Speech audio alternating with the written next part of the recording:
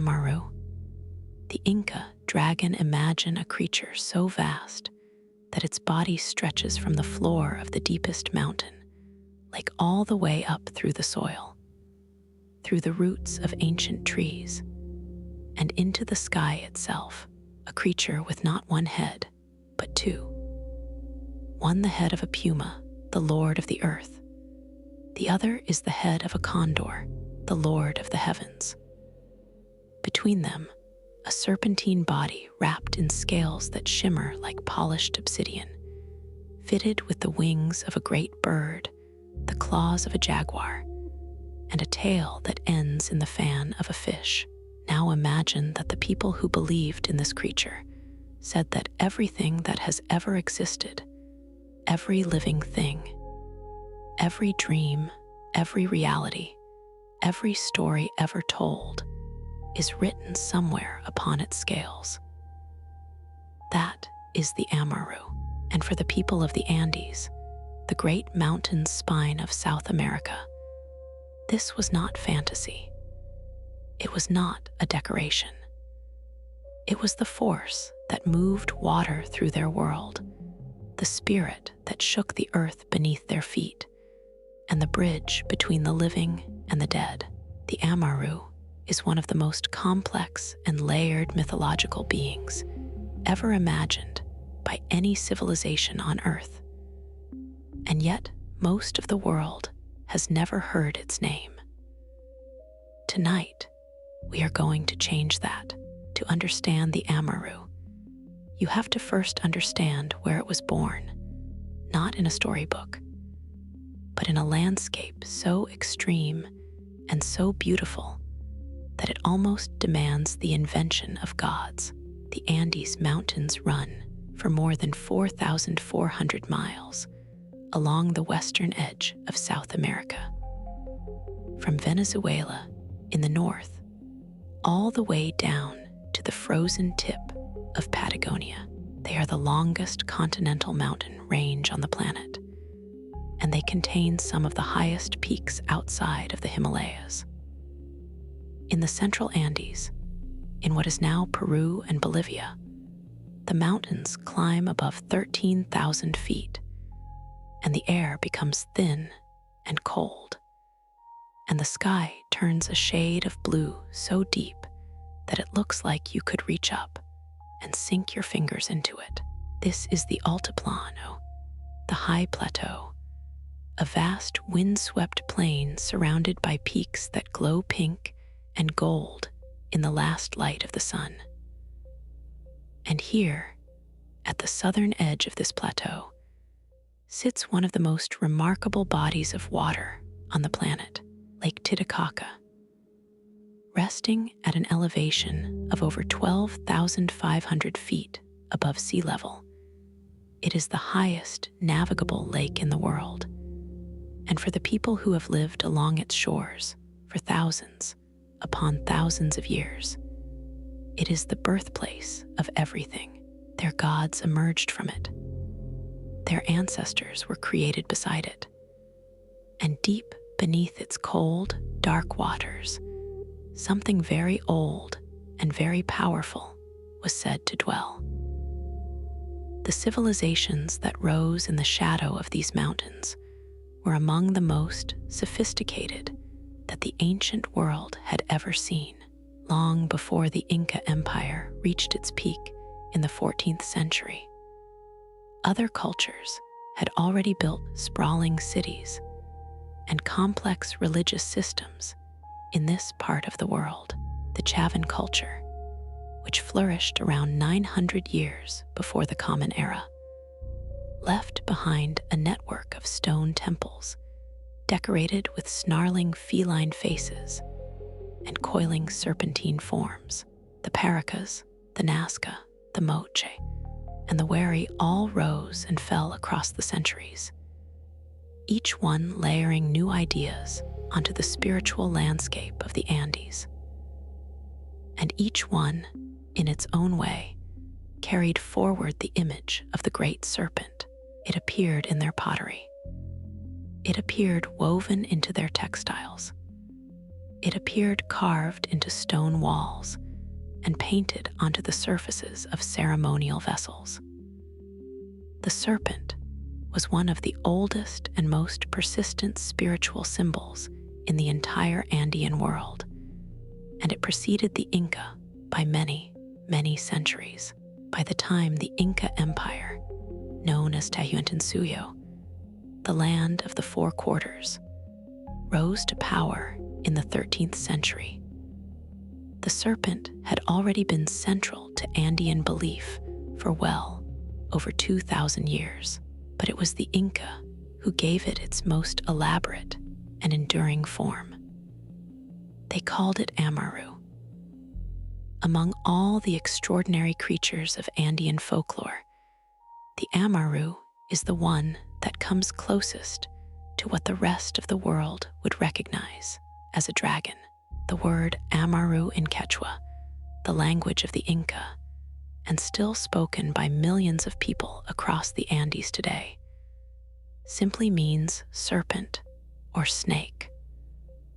But the being it described was anything but simple. In the Aymara language, spoken by the people of the Bolivian highlands and the southern shores of Lake Titicaca, the same kind of creature was known as Catari. And across different regions and different periods of Andean history, it carried other names as well. In some traditions, it was called Cachuala, which means rainbow serpent, a name that hinted at one of its most poetic and beautiful associations. In others, it was referred to as Amaru Khan, meaning great serpent, emphasizing its sheer scale and its commanding presence within the spiritual order.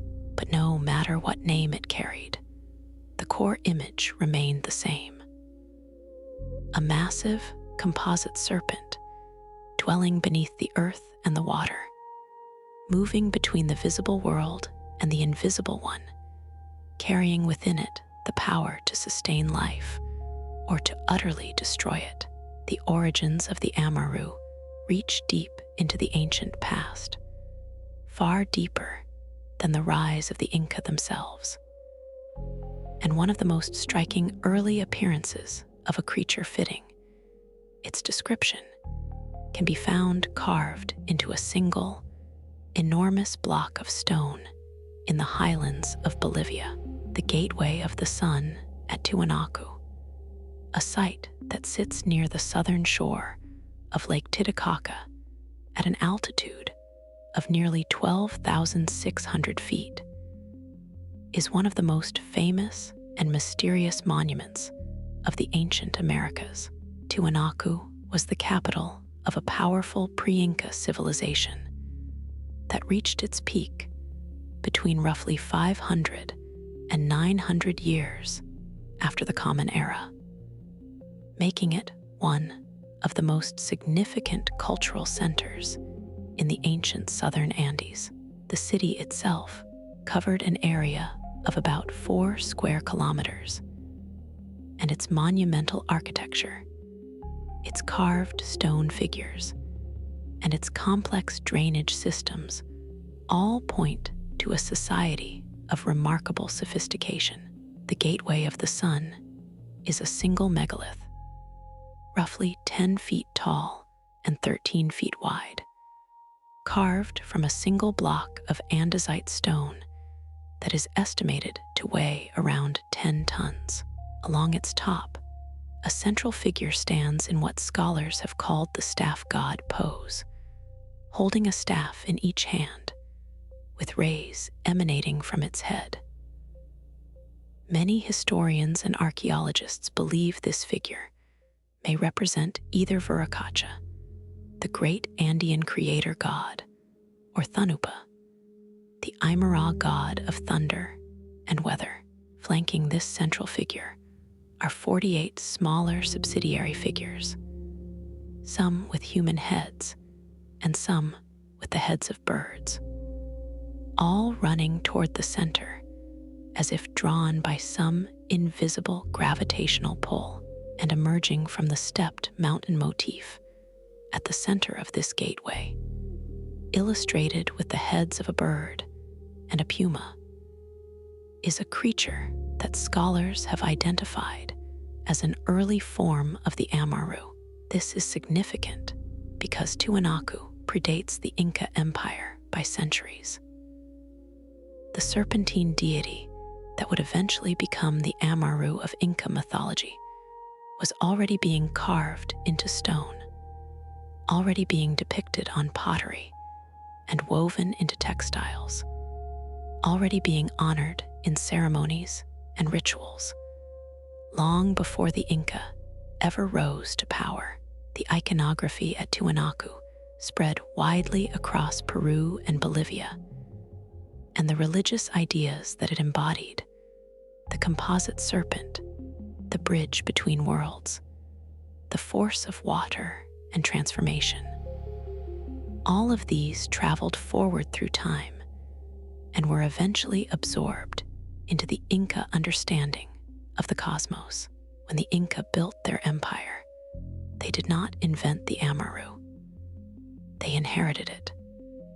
To truly understand the role that the Amaru played in Inca thought, you need to understand how the Inca saw the universe itself, because their picture of reality was fundamentally different from the way most modern people in the Western world tend to think about things. The Inca cosmos was not a single flat plane of existence. It was layered, it was vertical, and it was alive. According to Inca cosmology, the universe was divided into 3 interconnected realms, each one occupying a different level, but all of them deeply intertwined. The upper realm was called Hananpacha. This was the celestial world, the domain of the gods and the ancestors, the place where the sun, the moon, the stars, the planets, and the constellations all resided. It was home to Inti, the sun god, who was considered the patron deity of the Inca ruling class, and to Mama Killa, the moon goddess, his sister and consort. Alapa, the god of thunder and lightning, also inhabited this upper world, and his power over weather made him one of the most revered figures in the entire Inca pantheon. The condor, that immense bird of the Andes, with a wingspan that can stretch to more than 10 feet, was the animal most closely associated with Hananpacha, serving as a divine messenger between the upper world and the world of human beings. The middle realm was called K-Pacha, which translates simply as this world. It was the everyday world, the physical plane where human beings, animals, and plants all lived and interacted. This was the world of birth and death, of agriculture and ceremony, of labor and celebration. The puma, that powerful and graceful mountain cat, was the sacred animal of K-Pacha, a symbol of strength, resilience, and earthly leadership.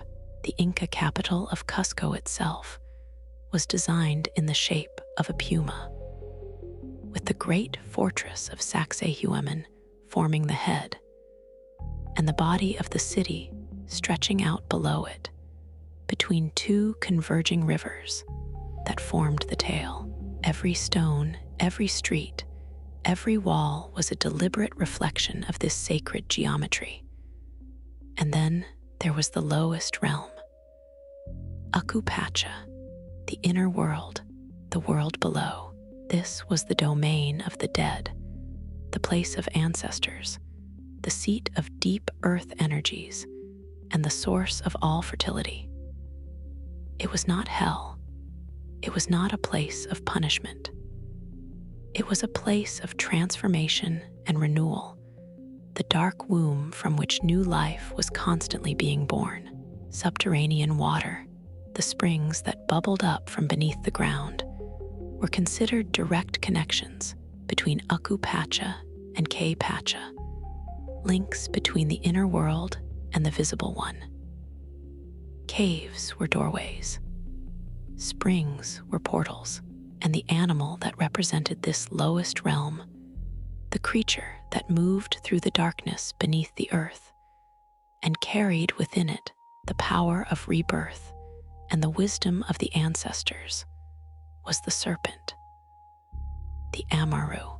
Together, these three sacred animals, the condor, the puma, and the serpent, formed what scholars today call the Inca trilogy, a cosmological framework that was not merely symbolic, but was physically embedded in the architecture and city planning of the Inca world. At Sacsayhuaman, the massive stone fortress that forms the head of the puma-shaped city of Cusco, you can see engravings and carvings that evoke the condor and the ferocity of the highland predator. At Coricancha, the Temple of the Sun, which was the most important spiritual center in the entire empire, and which stood at the tail of the puma, serpentine carvings marked its connection to Aku Pacha and the inner world. The walls of this temple, once covered in sheets of hammered gold that blazed in the equatorial sunlight, housed chambers dedicated to the sun, the moon, and other celestial beings, and running through all of it, connecting every level of the cosmos, was the serpent. The snake that moved through the darkness beneath the earth, that flowed with the water, that rose in the form of the rainbow, and that stretched across the sky as the Milky Way. Cusco was not just a city. It was a three-dimensional map of the cosmos, and the Amaru was built into its very foundations. The concept that held this cosmic architecture together was known as Yanantin, the principle of complementary duality. The Inca did not see the universe in terms of simple opposition, good versus evil, light versus dark. They saw it in terms of complementary pairs, forces that were different from each other and even opposed to each other, but that together formed a complete and necessary whole. Masculine and feminine, hot and cold, upper and lower, day and night.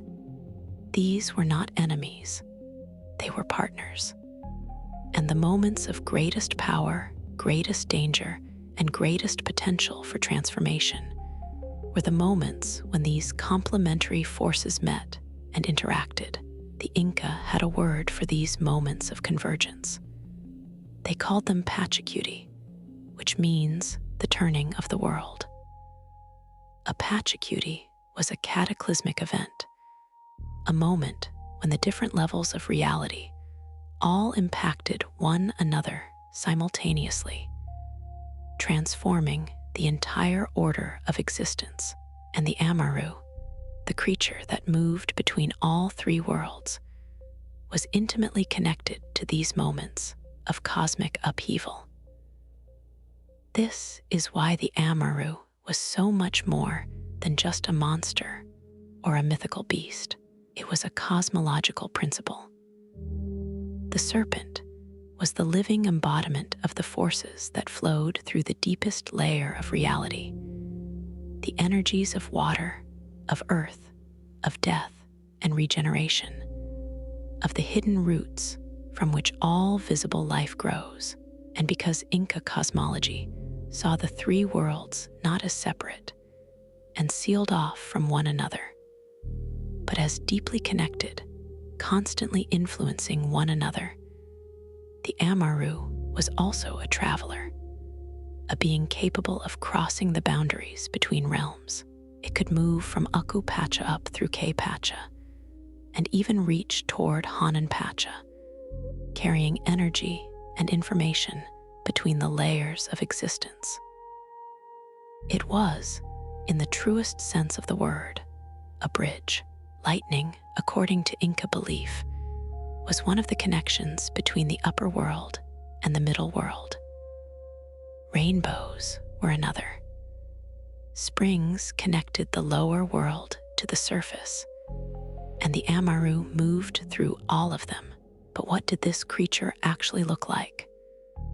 That is one of the most fascinating aspects of the Amaru, because its appearance was never fixed.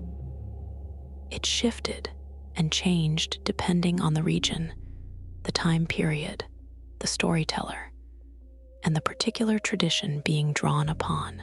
The one constant, the one feature that appeared in every single version of the myth, was the serpentine body. The Amaru was always, at its core, a snake. But it was never just a snake.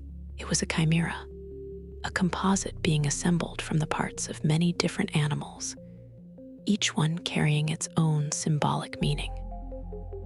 According to Professor Brian S. Bauer, who has studied Andean mythology extensively, the Amaru was often depicted as a winged serpent with crystalline eyes, a reddish snout, the head of a llama, the horns of a taruca, which is a type of Andean deer, and the tail of a fish. Other descriptions add condor wings to its body, the legs of a jaguar, and scales resembling those of a crocodile or a large lizard. Some accounts describe it with a fox's muzzle. Others give it the head of a puma.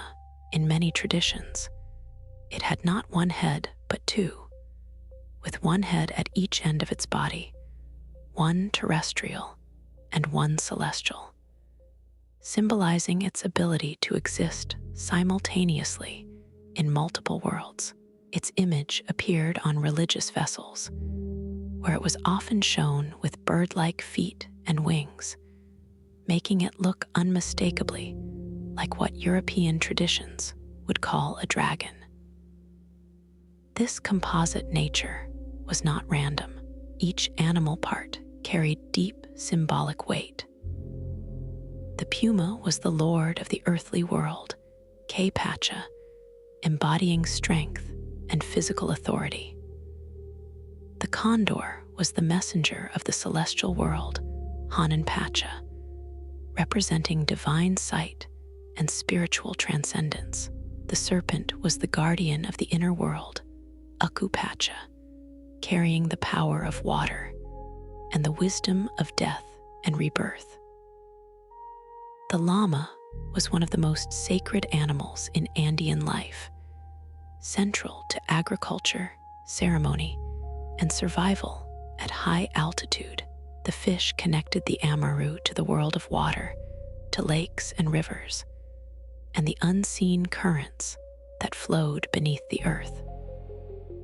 When you assembled all of these parts into a single body, what you got was not just a creature, but a symbol of the entire cosmos compressed into living form. The Amaru was a walking, swimming, flying map of reality. It contained within itself all three worlds. It was the universe made flesh and scale and wing, and the Inca treated it accordingly. Because the Amaru was a symbol of wisdom, its image was placed in the Yache Wasakuna, the houses of knowledge. These were the institutions where the children of the Inca nobility received their education, where they learned the arts of governance, warfare, religion, and the reading of the quipu. Those remarkable knotted string devices that the Inca used to record information in the absence of a written language. The Amaru watched over these young minds as they absorbed the knowledge they would need to rule. It was not just a figure of fear or awe. It was a figure of intellect, a reminder that true wisdom comes from understanding all layers of reality, not just the one that is visible to the eye. The connection between the serpent and knowledge is a thread that runs through many cultures around the world, from the serpent in the Garden of Eden to the twin serpents of the Caduceus. And the Andean tradition added its own deep and particular resonance to this ancient association. The Inca believed that when the Amaru revealed its ferocity, its eyes took on a distinctive purple color, a detail so specific and so vivid that it speaks to just how real this creature felt to the people who told stories about it. And there is one more detail about its physical nature that is worth noting, because it connects the Amaru to something we can all see with our own eyes. According to Andean tradition, the Amaru did not reproduce through eggs, as most dragon-like creatures in world mythology are said to do. Instead, its origins were traced to the rainbow. The Amaru was born from the rainbow itself, emerging from that arc of light that appears after the rain, bridging sky and earth, water and sun, the seen and the unseen.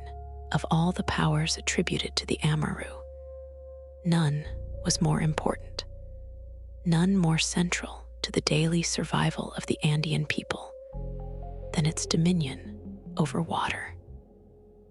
To understand why water mattered so profoundly, you have to think about what life was actually like at 12,000 or 13,000 feet above sea level in the heart of the Andes. The Altiplano is a place of extremes. The days can be scorching under the equatorial sun, and the nights can drop well below freezing. Rainfall is seasonal and often unpredictable. The land itself, while breathtakingly beautiful, is not naturally suited to feeding large populations. The Inca and the civilizations that preceded them survived and even thrived in this environment because they were extraordinary engineers of water.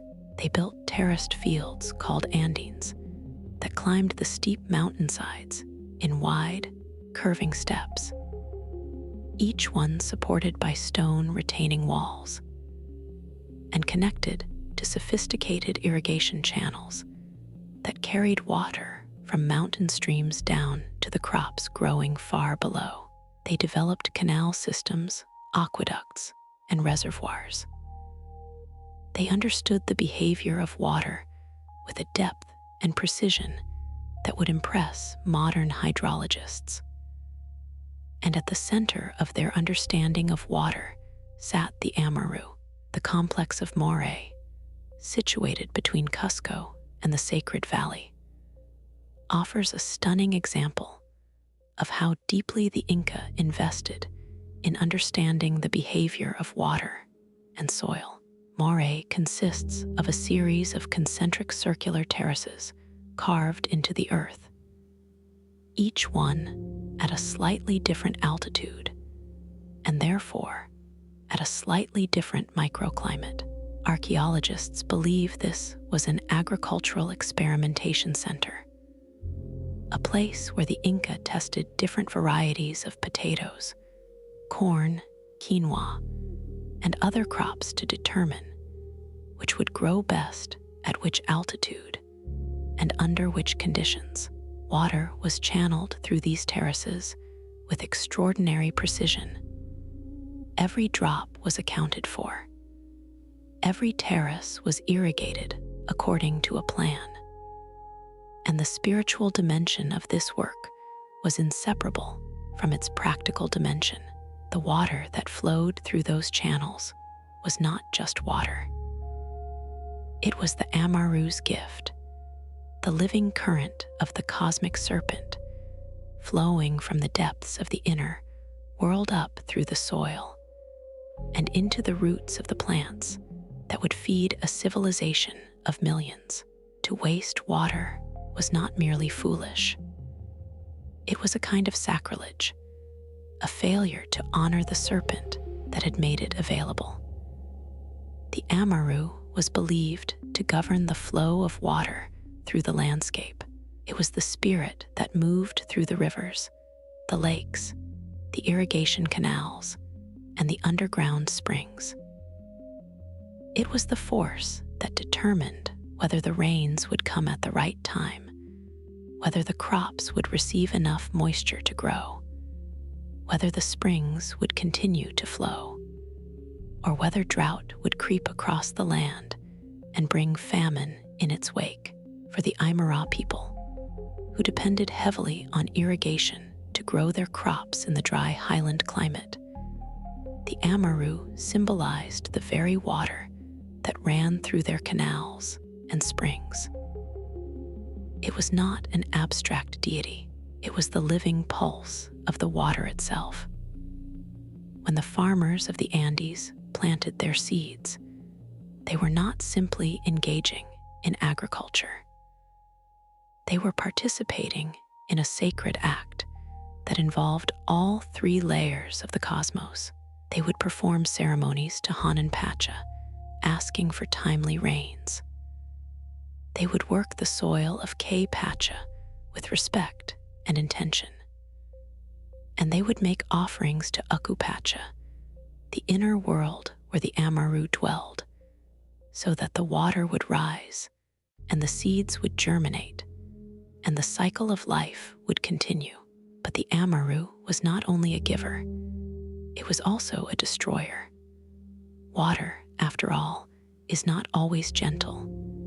Rivers flood, storms rage, mudslides sweep away entire villages in a matter of seconds. The Amaru embodied this duality completely. When it was pleasant, the water flowed, the fields were green, and the people prospered. When it was angered or disturbed, the earth shook, the rains came in violent torrents, and the balance of the world tipped toward destruction. The Amaru was associated not just with water, but with earthquakes, those terrifying tremors that the people of the Andes have lived with for thousands of years. The Andes sit along the Ring of Fire, one of the most seismically active zones on the planet, and earthquakes are a regular and devastating feature of life in this region. When the ground shook, the Inca understood it not as a random geological event, but as a movement of the Amaru beneath the earth, a shifting of that great serpentine body in the depths of Pacha. The creature that gave life through water could also take it away through the violent upheaval of the ground itself. This is the essence of the Amaru's character. It was not evil. It was not good. It was nature itself, in all of its terrifying, life-giving, indifferent majesty. Perhaps the most dramatic and detailed story about the Amaru comes not from the Inca heartland around Cusco, but from the Junin region of central Peru, from the Huanca people, an ethnic group with deep roots in the area around the Mantaro Valley. This story has been passed down orally for generations, handed from parents to children around fires and in gathering places. And it explains the mythological origin of the two mountain ranges that bracket the Mantaro Valley, one of the most fertile and important valleys in the Peruvian highlands. Long, long ago, according to the Huanca tradition, the ancestors of the people lived in miserable conditions. They were forced to shelter in the caves that pockmarked the hillsides because the land around a great lake at the foot of the mountains was infested with terrible beasts. These creatures roamed the shores and the surrounding terrain, making it impossible for the people to approach the water, to farm the fertile land near the lake, or to live anything other than a cramped and fearful existence in their rocky shelters. Desperate, the Huanca people lifted their voices to the sky and begged Wurakacha, the great creator god, the maker of all things, for help. Wurakacha heard their cries, and he did not respond with a gentle hand. Instead, he commanded Chilumanya, the first rainbow, to intervene on behalf of the suffering people. And Chilumanya, with a tremendous roar that echoed across the mountains, brought forth from within its own luminous chest a beast of staggering size and ferocity. This creature had the head of a guanaco, that wild relative of the llama that roams the high Andes. It had the wings and the claws of a great eagle. It had the legs of an uchuruncu, a jaguar, the most feared predator in the South American jungle, and its body was that of an enormous serpent, covered in dark scales and ending in the powerful tail of an anaconda. This being was known as Yana Amaru, the dark Amaru, named for the color of its hide. Yana Amaru was unleashed upon the beasts that terrorized the lake, and it did its job. With terrible speed and overwhelming force, it destroyed the creatures that had kept the Huanca people trapped in their caves. But the story does not end there, because the Amaru, like so many powerful forces in Andean mythology, could not simply be turned off once it had been turned on. With nothing left to fight, Yana Amaru did not return meekly to the rainbow from which it had come. Instead, it turned its fury upon the very people it had been sent to protect. It attacked the inhabitants. It killed other creatures of the world for no reason other than the pleasure of destruction. It claimed the lake as its own domain and became the new terror of the valley, worse than anything that had come before it. The desperate cries of the Huanca people reached Wurakacha once again. And this time, the creator god responded by bringing into existence a second Amaru, created in the same manner as the first, born from the chest of the rainbow, but different in appearance. This new serpent had scales that gleamed like silver, shining and bright, where its brother was dark and dull. It was sent to fight the Yana Amaru, to drive it away or destroy it, and restore peace to the land. And so the two Amarus clashed. They coiled around each other and fought with a violence that defies description, their massive bodies thrashing across the landscape, tearing up the earth, crushing everything in their path. Mountains crumbled, rivers changed course, the ground split open.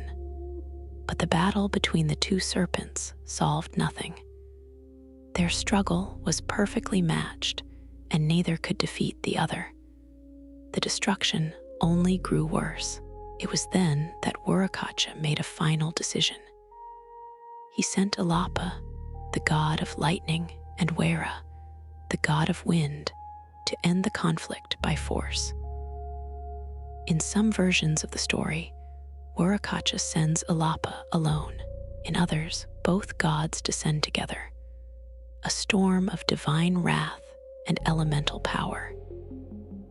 The two Amarus, seeing these new adversaries, turned their fury upon the gods themselves. But it was no use. Alapa and Wera were forces of the upper world, wielders of sky and storm, and their power was beyond anything the Amarus could withstand. The serpents tried to flee. They lunged toward a lagoon, hoping to hide beneath the water, but Alapa shattered the shores, and Wera drove the water out, leaving the lake dry and empty. They tried to flee toward the sky, hoping to escape into the clouds, but Wera seized them with the full force of the winds and dragged them back to earth. And Alapa struck them down with his lightning in a final, devastating blow. When the two Amarus died, their enormous bodies did not simply vanish. They turned to stone.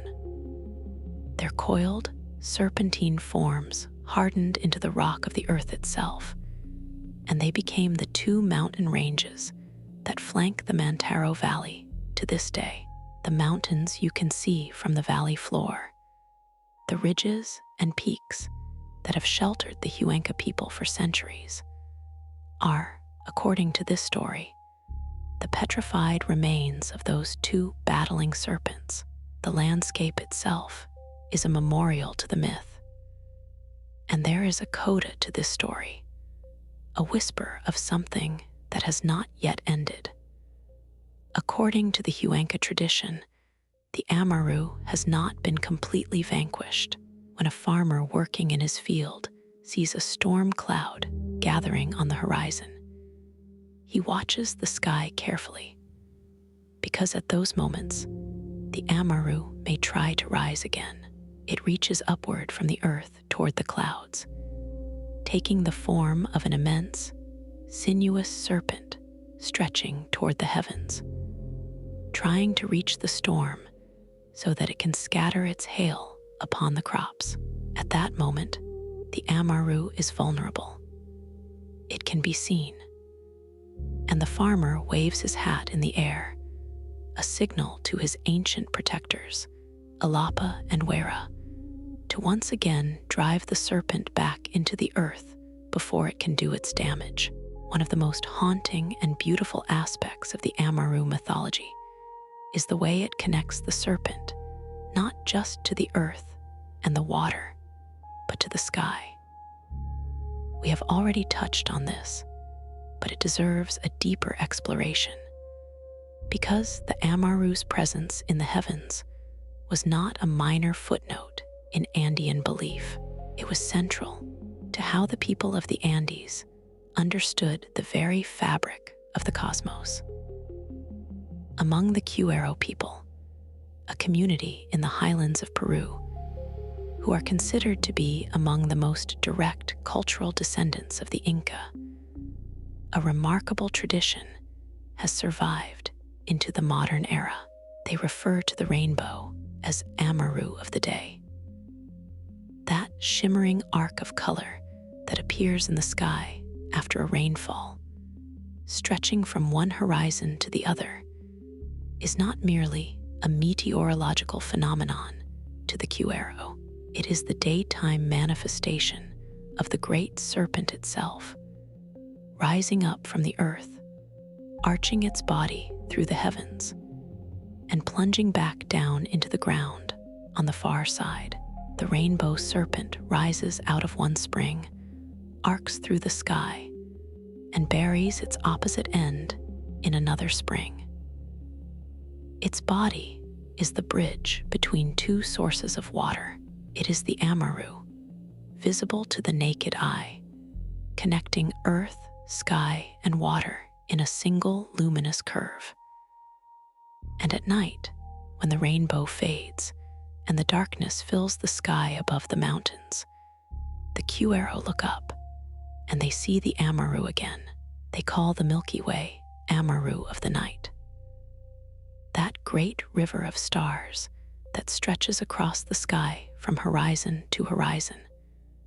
That band of pale light that has captivated human beings on every continent for as long as our species has been capable of wonder, is, for the Cuero and for the broader Andean tradition, the nighttime form of the same cosmic serpent. It is the Amaru in its celestial aspect, carrying water and nourishment through the heavens, just as it carries water through the earth during the day. This is not merely poetic language.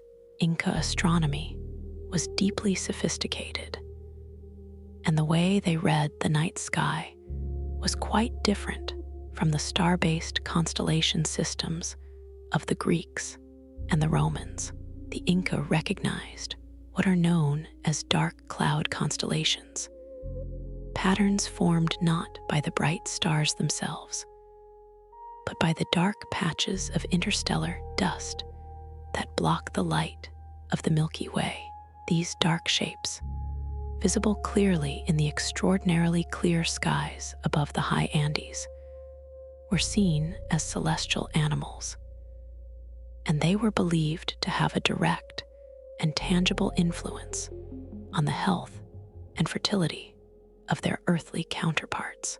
Among these dark cloud constellations was Machicue, the serpent, its sinuous form traced in the dark spaces between the stars. The connection between the serpent and the Milky Way went even deeper. The Inca believed that the Urubamba River, the great waterway that runs through the sacred valley near Cusco, was a terrestrial reflection of the Milky Way itself.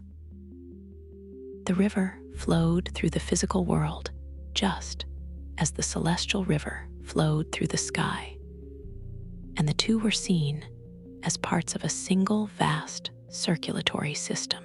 As the earthly river reached the edges of the known world, it was believed to flow upward into the sky, becoming the celestial river, the Milky Way.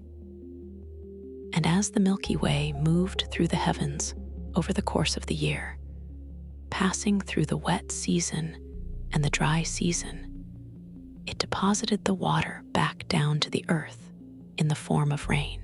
The serpent was the living current within this cycle, the force that moved the water from earth to sky and back again, endlessly, ceaselessly, keeping the world alive.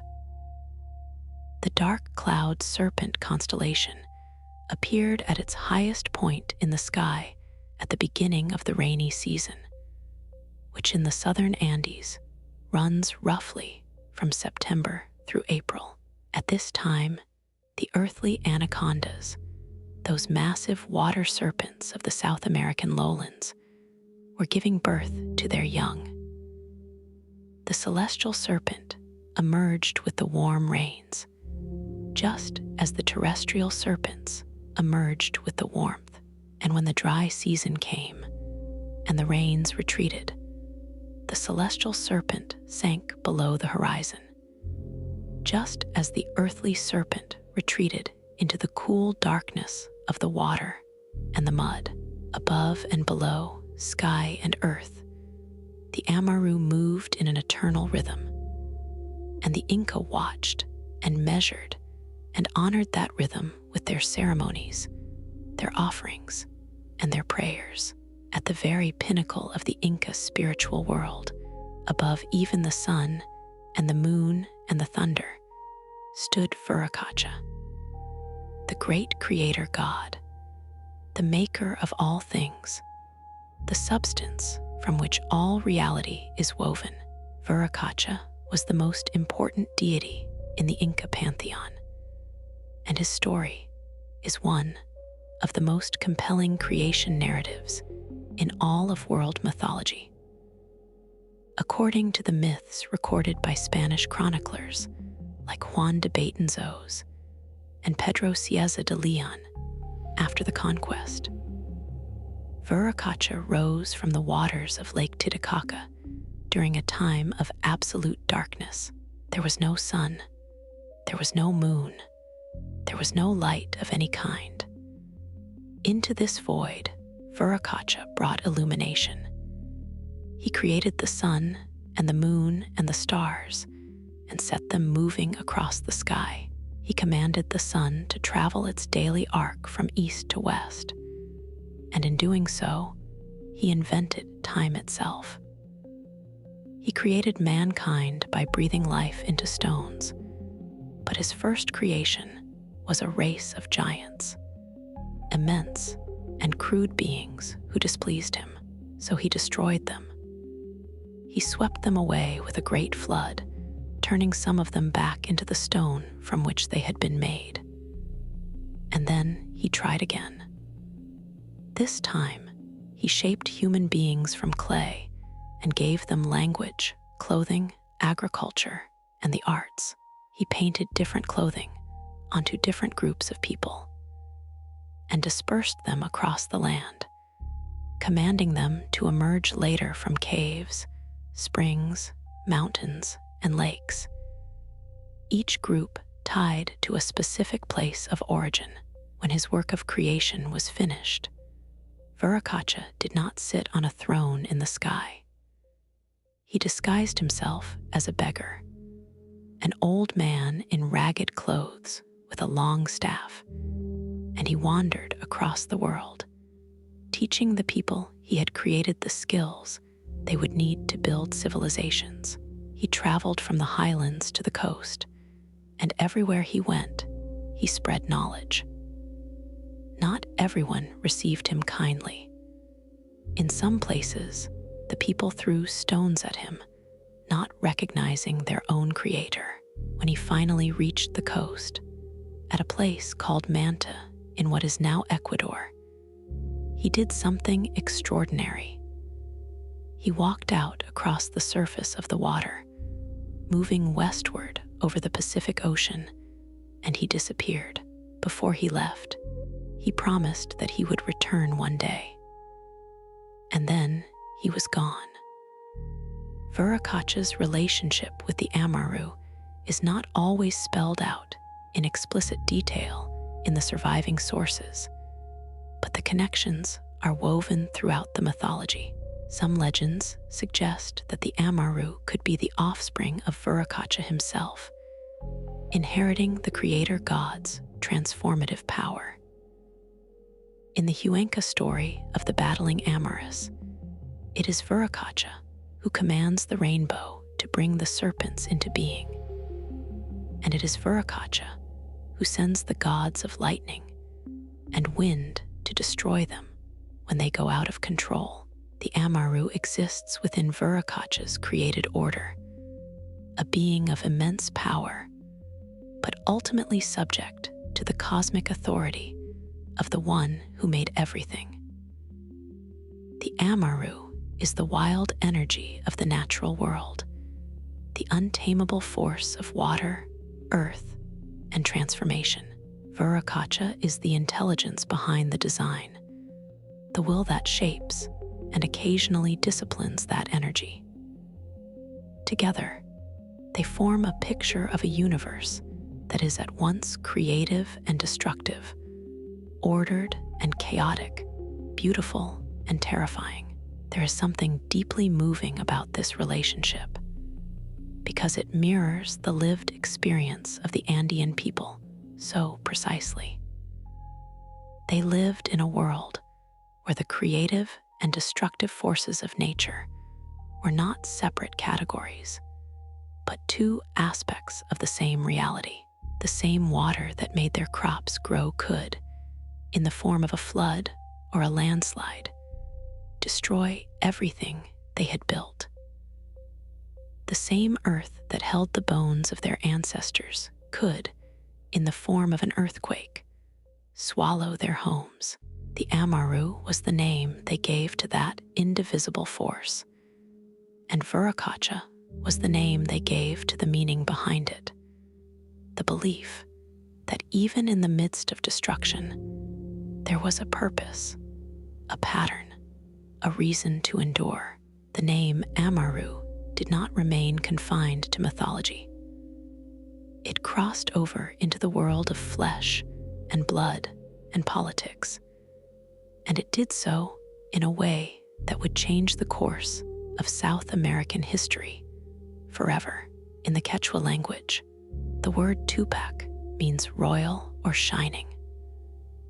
When you combine it with Amaru, you get Tupac Amaru, the shining serpent, or the royal serpent.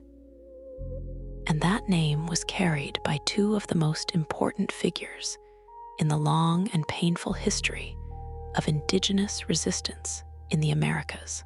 The first Tupac Amaru was born in 1545, at a time when the Spanish conquest of the Inca Empire was still recent and raw.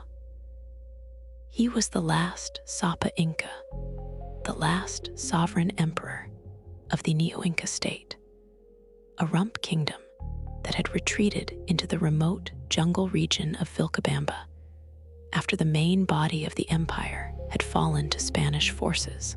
The story of the Neo-Inca state is one of the most poignant chapters in the history of the Americas. After the Spanish captured and executed the Inca Emperor Atahualpa in 1533, the imperial system began to collapse, but not everyone submitted. Manco Inca Yupanqui, a prince who had initially allied with the Spanish, eventually turned against them and led a fierce but ultimately unsuccessful war to recapture Cusco.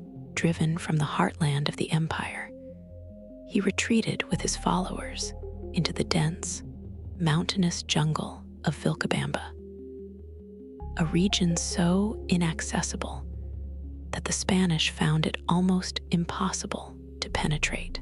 There, in the green heart of the cloud forest, the remnants of the Inca ruling class maintained a defiant independence for nearly 4 decades, preserving their customs, their language, and their sovereignty, while the rest of their former empire was transformed beyond recognition. Tupac Amaru was the last of these jungle emperors, the final link in a chain of resistance that stretched back to the conquest itself. His name derived from the Quechua words Thupac, meaning royal or shining, and Amaru, meaning serpent, or referring to the great mythological serpent, was a declaration of identity and purpose. He was the shining serpent, the living embodiment of Inca royalty and Inca defiance. For years, the Neo-Inca state held out, a defiant pocket of independence in a conquered world.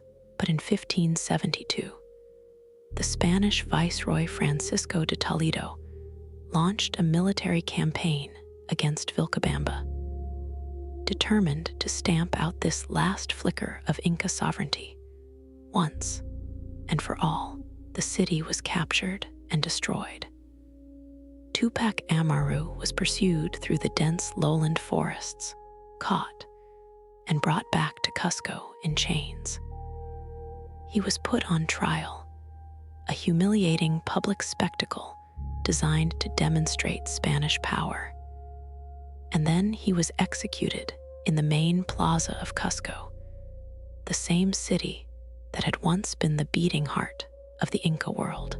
His death marked the formal end of Inca political sovereignty. The King of Spain, Philip II, reportedly disapproved of the execution, but by then it was too late. The shining serpent was dead, but the name did not die.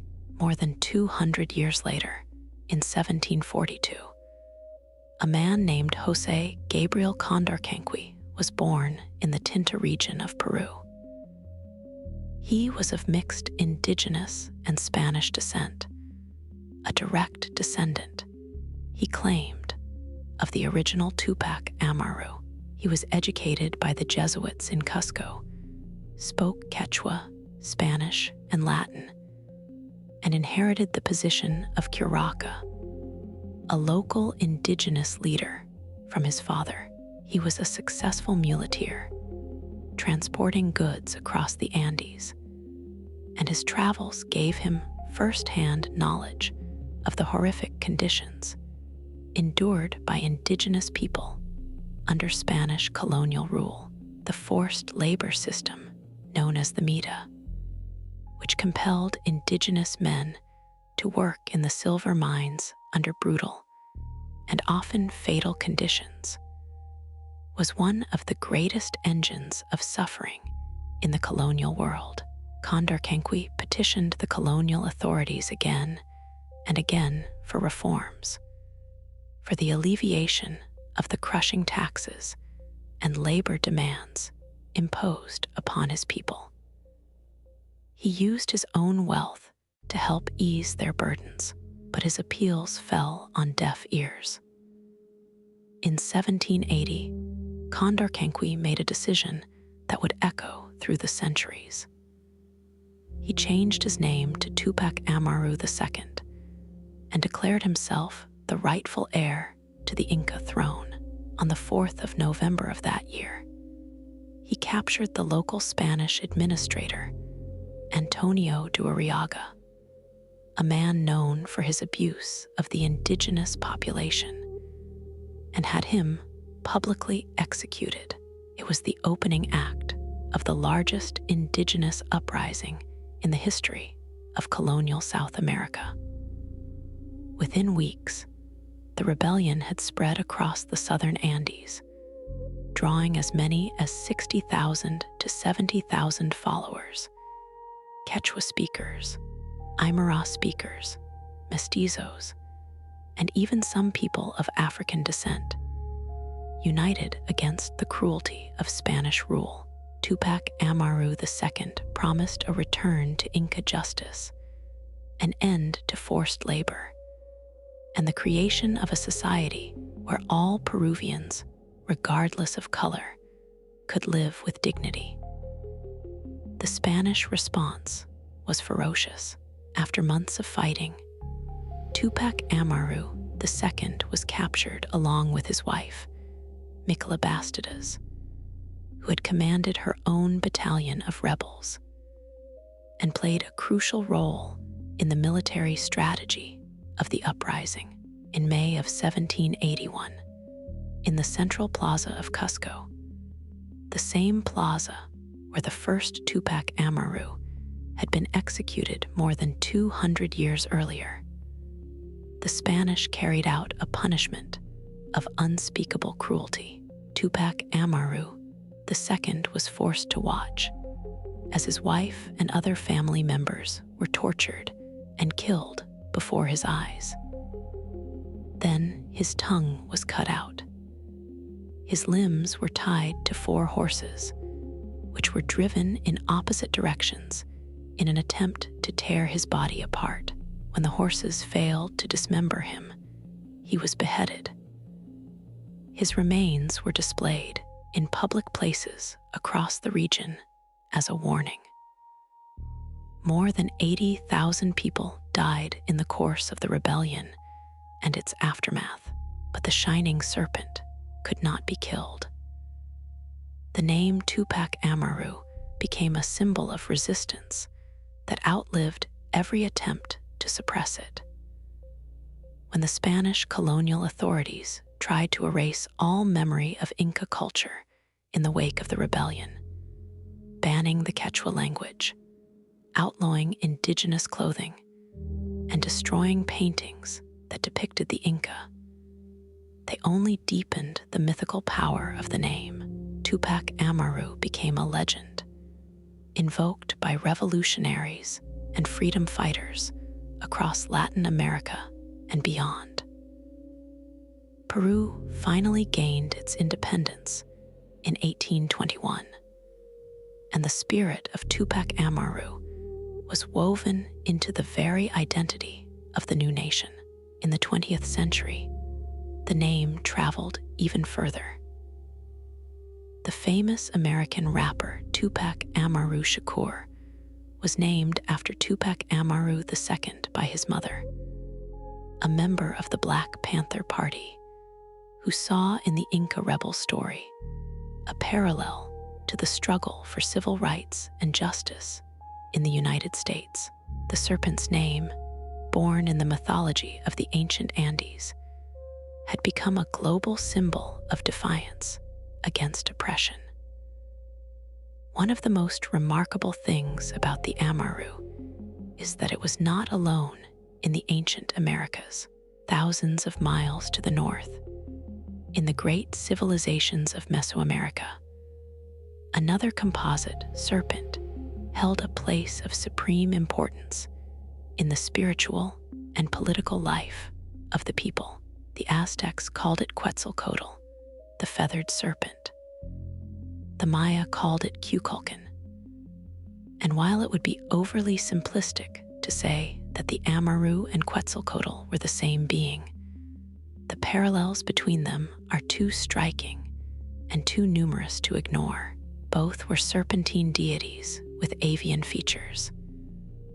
The Amaru had the wings of a condor. Quetzalcoatl was adorned with the brilliant green plumage of the quetzal bird. Both were associated with water, rain, and agricultural fertility. Both were credited with wisdom, knowledge, and the arts of civilization. Both were seen as bridges between the terrestrial world and the celestial one. Their dual serpentine and avian natures symbolizing the connection between earth and sky. Both were connected to the forces of creation and renewal. And both carried within their mythology a profound sense of duality. The understanding that the forces that create life and the forces that destroy it are not separate powers, but two faces of the same coin. The feathered serpent of Mesoamerica has a documented history stretching back to at least 900 years before the Common Era, when early depictions appeared in the Olmec culture. By the 1st century, the deity was prominently featured at the great city of Teotihuacan, and from there, its influence spread across the entire Mesoamerican world, reaching the Toltecs, the Maya, and eventually the Aztecs. The Amaru, for its part, has roots that stretch back at least to the Tiwanaku civilization, around 500 years after the Common Era, and likely much further into the unrecorded past. These two traditions developed independently on opposite sides of the vast geographic barrier of the Amazon basin and the Central American Isthmus. There is no definitive evidence that the two were ever in direct contact with each other, and yet they arrived at strikingly similar spiritual conclusions. This convergence raises some of the most profound questions in the study of comparative mythology. Why do serpents hold such power in the human imagination? Why do so many cultures, separated by thousands of miles and thousands of years, arrive at the figure of a winged or feathered snake as one of their most important spiritual symbols? Some scholars point to the universal presence of snakes in the natural environment and their obvious association with renewal through the shedding of skin. Others note the way a moving snake resembles a flowing river, making it a natural symbol for water and the life it brings. Still, others suggest that the combination of a grounded, earthbound creature with the power of flight represents a deep and possibly innate human yearning to reconcile the material world with the spiritual one, to bridge the gap between what we can touch and what we can only imagine. Whatever the explanation, the Amaru and the feathered serpent stand as two of the most powerful expressions of this universal impulse.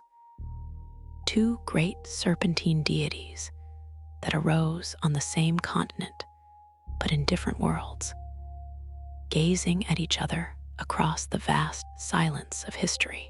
There is one crucial difference, however, that sets the Amaru apart. While Quetzalcoatl was generally associated with wind, knowledge, Venus, and the lighter aspects of creation, the Amaru carried a heavier, darker, more ambiguous weight. The Amaru was tied to the underworld, to earthquakes, to the violent upheaval of the natural order. It was not a being that humans could easily approach or control. It was morally ambiguous in a way that Quetzalcoatl, at least in his more benign aspects, was not. The Amaru did not always have the interests of human beings at heart. It was a force of nature. And nature, as the people of the Andes knew better than almost anyone, does not operate according to human wishes.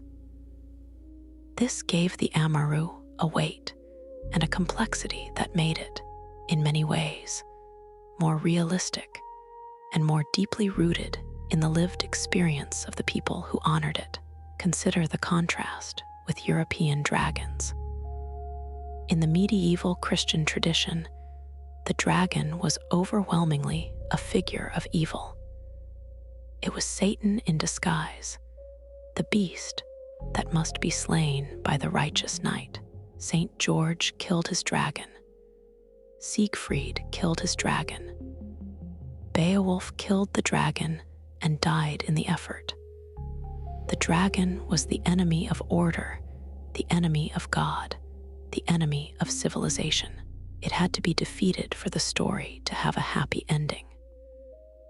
The Chinese dragon, by contrast, was largely benevolent, a symbol of imperial power, good fortune, and the life-giving rains. The Amaru fit neatly into neither of these categories. It was not a villain to be slain. No Andean hero was ever called upon to drive a sword through the Amaru's heart, but it was also not a benign guardian that could be counted upon to always act in the interest of human beings. It was something altogether more nuanced, more honest, more deeply felt. It was a reflection of the natural world as the Andean people actually experienced it. Beautiful, generous, indifferent, deadly, sacred, all at once. The European tradition needed to kill its dragons. The Chinese tradition needed to be blessed by them. The Andean tradition needed to live with them, to negotiate, to offer respect, to understand that the serpent beneath the earth would do what it would do, and that the best a human being could hope for was to remain in the right relationship with it. That is a remarkably mature and sophisticated spiritual position, and it is one of the things that makes the Amaru so compelling to study and to contemplate. The Amaru has not vanished.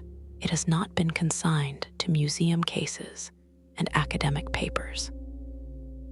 In the communities of the high Andes, among the Quechua speakers and the Aymara speakers, who are the cultural and linguistic descendants of the civilizations that first imagined this creature, the Amaru continues to live. The Quero people, a small and remarkable community in the Peruvian highlands, who have preserved so many elements of pre-Columbian Andean thought, still speak of the serpent in terms that their ancestors would recognize. They still see the rainbow as the day Amaru and the Milky Way as the night Amaru. They still understand the movement of water through their world as the movement of a living, conscious force that must be treated with respect and reciprocity. They still perform ceremonies that honor the three worlds and the beings that move between them. Depictions of the Amaru can be found today on pottery, on woven textiles, on clothing, on jewelry, and in sculptures produced by contemporary Andean artisans. In the markets of Cusco and the villages of the Sacred Valley, you can find images of the double-headed serpent rendered in silver and in stone, kept alive not as historical curiosities, but as living expressions of an ongoing spiritual tradition. The Amaru is still viewed as a deity by modern practitioners of Andean spirituality, and the principles it embodies, the interconnectedness of all living things, the cyclical nature of creation and destruction, the sacred importance of water, the existence of hidden dimensions of reality beneath the surface of the visible world, remain cornerstones of indigenous Andean thought. In traditional Andean medicine, healers still diagnose illness as an imbalance between the three worlds, and healing often involves restoring the flow of energy between the realms, a process in which the serpent symbolism plays a quiet but essential role. The Spanish tried to erase these beliefs. They burned codices, they destroyed temples, they built churches on top of sacred sites. They banned ceremonies and punished those who practiced the old ways. And yet, the Amaru survived. It survived in the oral traditions passed from grandmother to grandchild in quiet mountain villages. It survived in the patterns woven into textiles that the Spanish never thought to examine closely. It survived in the names of rivers, mountains, and valleys. It survived in the ceremonies performed in secret, far from the eyes of colonial authorities. It survived in the architecture itself, in the serpentine stone walls that the Spanish built their churches upon, never realizing that the old gods were literally supporting the foundations of the new faith. And it survived in the name Tupac Amaru, which carried the spirit of the serpent through centuries of oppression and into the modern world. There is a profound lesson in Amaru's endurance, and it is this: the myths that truly matter to a people cannot be destroyed by conquest. They cannot be erased by banning a language or burning a book. They live in the landscape itself, in the curve of a river that looks like a serpent's body, in the arc of a rainbow that connects two springs, in the band of the Milky Way that stretches across the sky on a clear Andean night. The Amaru is written into the geography of the Andes in a way that no army can erase. The mountains that flank the Mantaro Valley are still there. Lake Titicaca still holds its cold, dark waters at the roof of the world. The springs still bubble up from beneath the earth, and the rivers still carve their winding paths down from the peaks to the sea. And so, as the wind moves across the Altiplano tonight, as the stars turn slowly overhead, and the Milky Way stretches its pale river of light from one horizon to the other, the Amaru moves with it. It has always moved with it. The great serpent of the Andes, the bridge between worlds, the keeper of water, the shaker of earth, the one upon whose scales all of reality is written. It dwells in the deepest lakes and rises in the tallest storms. It coils beneath the mountains and arcs across the sky. It has outlived empires. It has outlived conquests. It has outlived every attempt to silence it. And according to the people who have known it longest, it is not gone. It is only waiting, waiting beneath the water, waiting beneath the stone, waiting for the storm cloud that will let it rise once more. And perhaps, on some quiet night in the high Andes, when the air is thin and clear, and the stars are impossibly bright, if you are very still and very patient, you might just catch a glimpse of it, a long, sinuous shape stretching from the earth toward the sky. The Amaru reaching for the heavens, the Inca dragon still alive, still moving between the worlds. Close your eyes now. Let the mountains hold you. Let the wind be your blanket, and the sound of distant water be your lullaby. The serpent is beneath you, carrying the world on its scales, and above you, the Milky Way traces its ancient path, and everything is connected. Sleep well, the Amaru watches.